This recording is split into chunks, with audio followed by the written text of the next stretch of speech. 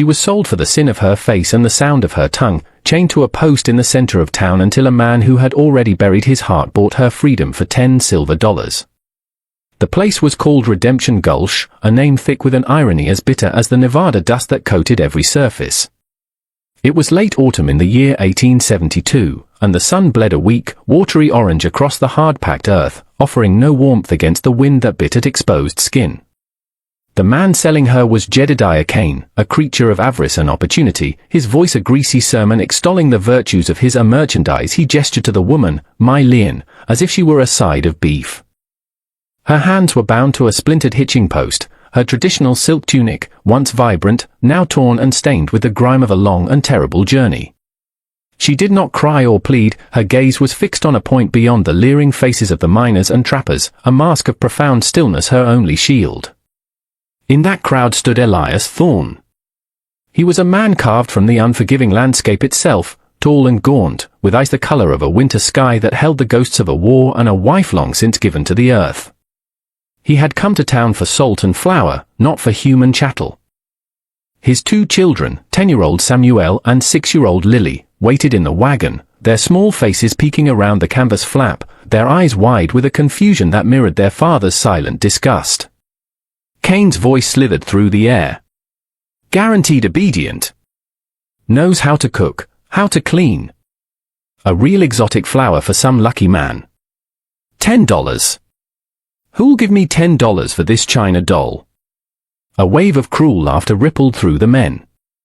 Elias felt a cold fury settle in his gut, a feeling he hadn't known since the fields of Shiloh. It was the same hollow sickness he felt when seeing a good horse beaten or a field of corn left to rot. It was the offense of waste, of cruelty for its own sake. He didn't think. He acted. His voice, unused to public pronouncements, was a low, gravelly sound that cut through the noise. I'll take her. The crowd turned, surprise silencing their jeers. Jedediah Kane's eyes narrowed, sniffing out a profit. Well now, the quiet man speaks. $10 it is. Thorne. Elias stepped forward, his movements deliberate. He didn't look at my Leon. He looked at Kane, his gaze so devoid of emotion it was more unnerving than any open threat. He pulled a worn leather pouch from his coat, counted out 10 heavy silver dollars, and dropped them one by one into Kane's outstretched palm. The clink of each coin was a sharp, final sound in the sudden quiet. Kane pocketed the money with a smirk. She's all yours. Got a bill of sale right here. Elias ignored the offered paper. He walked to the post and, with a small knife he used for whittling, sawed through the thick rope binding Mai's wrists. He didn't touch her skin. The rope fell away, leaving raw, red marks. He gave a slight, almost imperceptible nod towards his wagon. Come, he said, the single word a command, yet absent of the cruelty she had come to expect. My Leon flinched but then rose, her legs unsteady. She followed him through the parting crowd, her head held high, her dignity a threadbare but intact cloak. When they reached the wagon, Samuel stared, his face a small, stoic copy of his father's, while Lily ducked behind a sack of flour, her eyes peeking out. Elias helped Mai onto the back of the wagon, his hand briefly touching her elbow, a contact so impersonal it felt like moving a piece of lumber. He said nothing more as he took the reins, steering the horses away from the gaping maw of Redemption Gulch and towards the vast, silent emptiness of the plains. The journey back to his homestead was a study in silence, broken only by the creak of the wagon wheels and the sigh of the wind whispering secrets across the sagebrush. The homestead was nestled in a high valley, a solitary outpost against the Wyoming wilderness. A cabin of hewn logs stood firm against the wind, a plume of smoke rising from its stone chimney like a lonely prayer. Beside it, a sturdy barn and the skeletal remains of a summer garden spoke of a life of relentless toil. The entire place seemed to be holding its breath, caught in the grip of the same profound sorrow that shadowed its owner. They arrived as twilight painted the mountains in hues of purple and deep indigo. Elias brought the wagon to a halt, the silence now deeper, more resonant. He dismounted and turned to my Leon. This is my land, he said, the word simple, a statement of fact, not a possession over her. Inside the cabin, the air was warm with the smell of pine and leftover stew. It was sparse but meticulously clean. A single large room served as kitchen, dining hall, and living space. A heavy curtain partitioned off a sleeping area for the children, and a ladder led to a small loft. Elias pointed to a small, windowless room at the back, originally a pantry. A simple cot with a clean wool blanket was inside. "You will be safe here," he said. He placed a bowl of stew and a tin cup of water on a small crate beside the cot. He did not look at her, did not wait for thanks, but turned and left, pulling the door almost closed, leaving a sliver of light for comfort. For 2 days, a quiet routine established itself. Elias and Samuel worked outside from dawn until dusk, mending fences and chopping wood for the coming snows. Lily stayed indoors, watching Mai with a fearful curiosity. Mai, for her part, remained in her small room, emerging only when Elias left food by the door. She ate, and she waited. She had been bought and sold so many times she no longer knew what to expect, but the absence of violence was a language she was slowly learning to understand. On the third morning, Elias approached her as she stood in the doorway, staring out at the snow-dusted peaks. In his hands, he held a small bundle wrapped in canvas. He held it out to her. Inside was a loaf of bread, a piece of dried meat, a full water skin, and the same $10 he had paid for her. His eyes met hers for the first time, and she saw in them not the gaze of an owner, but of a fellow prisoner. "The next town is that way," he said, his voice low, pointing east across the valley. "It is 2 days' walk. You are freed." Mai Lian stared at the bundle, at the money that represented her own price. Freedom. It was a word she hadn't dared to think. She looked at the vast, formidable wilderness, a place of wolves and winter, a place that would surely kill her. Then she looked back at Elias Thorne, at the deep lines of grief etched around his mouth, at his 2 motherless children who moved like little ghosts in his orbit. She saw the carefully mended patch on his son's jacket, the way his daughter's hair was braided with a clumsy, fatherly hand. She saw a home, broken but standing. She saw a man not looking for a servant, but a man so hollowed by loss he could not bear to see another creature suffer. In that moment, a different kind of survival instinct took root. She pushed the bundle gently back towards him. Her voice, when it came, was a quiet tremor, rusty from disuse but clear in the crisp morning air. "There is nowhere to go." He stood silent, his jaw tight. "I can work," she continued, her gaze unwavering. "I can cook. I can mend. I can stay." She paused, gathering all the courage she had left in the world, and spoke the words that would change everything. "Can I stay? As your wife?" The question fell into the vast silence between them, a desperate, impossible gamble. Elias looked stunned, as if she had struck him. The wind howled, carrying the scent of snow, and for a long moment, the only sound was the frantic beating of 2 broken hearts. Elias Thorne felt the world tilt on its axis. Wife. The word was a phantom limb, an ache for something he had amputated from his soul alongside his Sarah. He looked at Mai Lian, at the desperate hope in her dark eyes, and a wave of profound weariness washed over him. "I cannot be a husband to you," he said, the words tasting like ash. "The man you would marry is buried on that hill." He gestured with his chin towards a small, fenced-off plot where a simple wooden cross stood against the sky. "My heart is buried with him." Mai's gaze followed his, and a flicker of understanding passed through her. She was not asking for love or passion. She was asking for sanctuary. She was trading one form of servitude for another, but this one, she sensed, came with the possibility of dignity. "I do not ask for your heart," she replied softly, her English careful and deliberate. "I ask for a roof. For a name. I can be a wife in this house. A mother to your children. I will earn my place." The word "a mother" struck him. He looked over at Lily, who was watching them from the cabin doorway, her thumb in her mouth. He saw the loneliness in her eyes, a mirror of his own.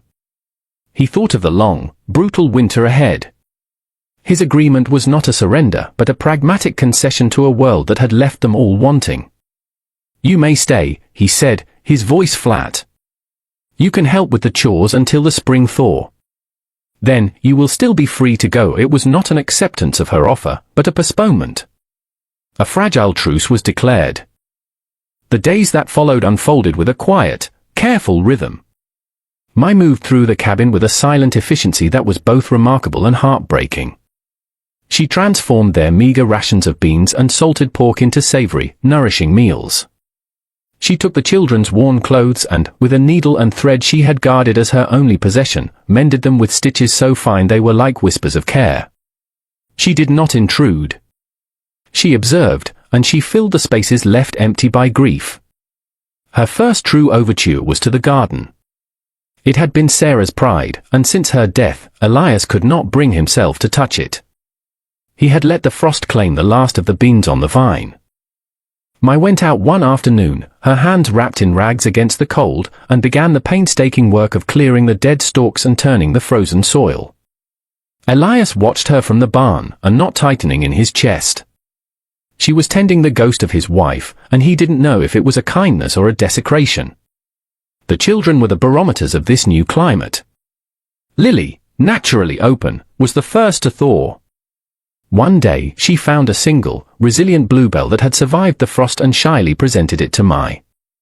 Mai's face broke into the first genuine smile Elias had seen. She took the flower and gently tucked it behind Lily's ear, her fingers lingering for a moment in the girl's hair. It was a simple, maternal gesture that made Elias's breath catch. Samuel was harder.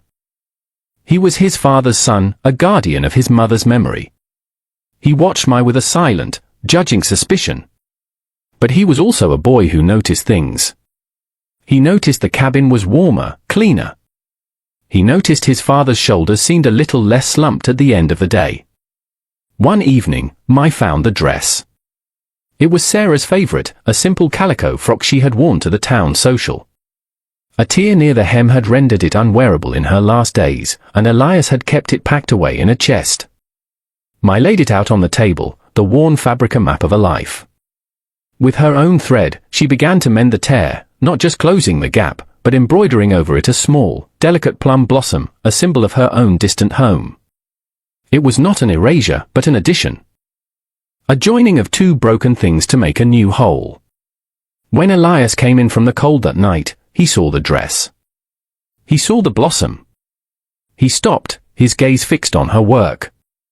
He said nothing, but Mai saw the muscles in his jaw work, saw the glistening in his eyes before he turned away.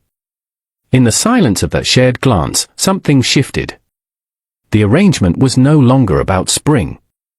It was about surviving the winter, together.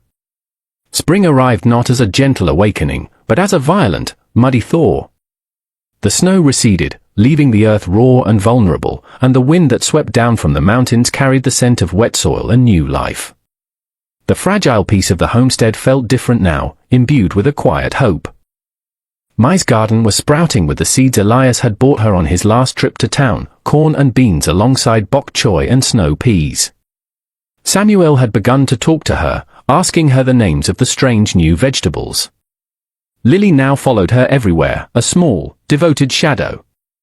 The house was filled not with laughter, but with a low hum of contentment that Elias hadn't realized he'd been missing like air. He found himself watching Mai, not as an arrangement, but as a woman. He watched the grace in her hands as she kneaded dough, the concentration on her face as she helped Lily sound out words from an old primer. He had started calling her by her name, Mai Lien, and the sound of it in the cabin no longer felt foreign. But the world beyond their valley had not forgotten them. Jedediah Kane had spent the winter stewing over his $10 sale. Rumors had trickled back to Redemption Gulch of the Thorn homestead, of the quiet man and the Chinese woman who was not a drudge but a partner, making his life orderly and comfortable. Greed, a venomous and patient snake, coiled in Kane's heart. He saw not a family, but an asset he had undervalued. One bright April afternoon, he rode into the valley, two hired thugs flanking him. They stopped at the edge of Elias's property, their presence a stain on the landscape. Elias was splitting logs, the rhythmic thud of the axe the only sound. He saw them and slowly lowered his axe, his body going still. Mai, who was hanging laundry, saw the men and her face went pale. She gathered Lily into her arms and hurried Samuel inside the cabin, her movement swift and silent. Kane dismounted, a swagger in his step. "Thorn," he called out, his voice slick with false bonhomie. Just came to check on my investment. The lease is up. I'm here to collect my property. Elias walked towards him, his steps measured. He stopped a dozen feet away, the axe held loosely in his hand. There was no lease, he said, his voice a low rumble. It was a sale. She is a free woman, Cain laughed, a harsh, ugly sound. A free woman? Don't be a fool. I've got the bill of sale. She belongs to me. Now step aside before my boys get impatient. He gestured to his men, who dismounted, their hands resting on the pistols at their hips. At that moment, as if summoned by the rising tension, the sky began to curdle. Dark, bruised clouds rolled in from the west, swallowing the sun. The wind picked up, whipping through the valley with a sudden, mournful howl. A confrontation was brewing in the heavens and on the earth. Elias looked from Cain to the cabin, where he knew Maya and his children were watching. The protector in him, dormant for so long, awoke with a cold, clear fury.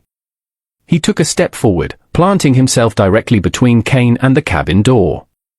She is not property, he said, his voice ringing with a conviction that startled even himself.